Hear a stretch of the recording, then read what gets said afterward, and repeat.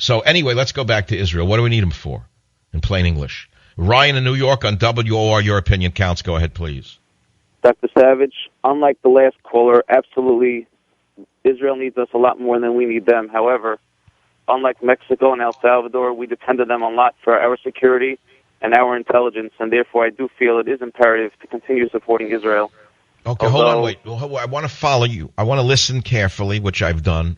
How do we depend upon Israel for our security when in the first Gulf War they were told to stand down and not fire a shot, and they were hiding underneath our shields? I understand that, but in the first Gulf War, their boys didn't come home in body bags. Ours did. No, you are. How do you explain we need them? We need them for what?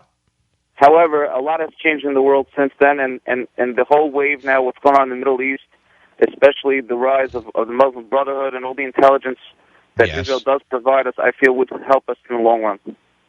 I'm not so sure. I think with Hillary Clinton and George Soros and Jimmy Carter and Zbigniew Brzezinski and Obama and that pack of anti-Semites that I just named, by the way, and I know one of them at least is Jewish, but that doesn't mean they're not anti-Israel and anti-Semitic. You know, it's not an oxymoron to say that. But I don't want to go into the subtleties of what I just said. With that pack of anti-Semites ruling the world right now, okay, it's not really inconceivable that Israel could face an existential threat of being annihilated by a nuclear weapon. That's all because they overthrew our greatest ally in Egypt, a man who had been at peace with Israel for 40-some-odd years, and they killed him. They killed Mubarak. They threw him overboard, and they let the outlawed band Muslim Brotherhood come to power, and they're going to do the same thing in Syria. You're telling me Israel's not facing a greater threat now than it did 30 years ago? I would say it is. Absolutely. So they need us more than we need them, right? Oh, that's for sure. But I do say that they will contribute, unlike Mexico and El Salvador. To what? What will they? Well, hold on now. So our national interests in the Middle East, let's put aside spiritual, religious. What are our national interests in the Middle East? There's only one answer. Oil, correct? Correct. I mean, obviously everything comes down to money. Now, wait, hold on now. This is an interesting thing to follow. Oil, oil, oil.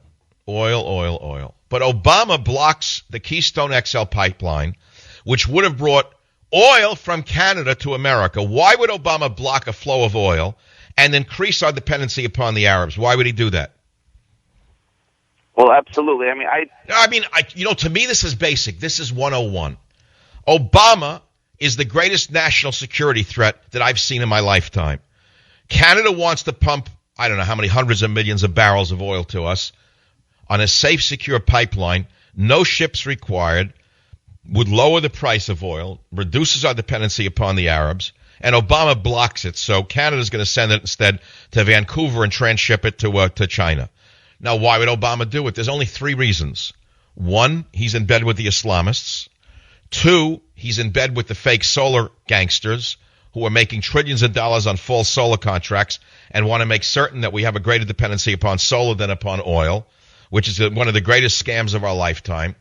And three, there's a wild card that I can't figure out yet. But nevertheless, Romney's not made enough of this issue of oil, so far as I can tell. Romney really ought to stop with the generics and start saying, here I am in Israel. Israel's our best friend in the Middle East. We have national interests in Israel, in the Middle East. Israel can help keep the Straits of Hormuz open. And by the way, I want to know why President Obama has blocked the flow of oil from Canada into the United States. Mr. President, you owe the American people an answer. Now, that's the Romney I want to hear. And I hope it comes sooner rather than later. Anyway, that's me, not him. He's raising his volume very slightly, and he's moving ahead slightly in the polls.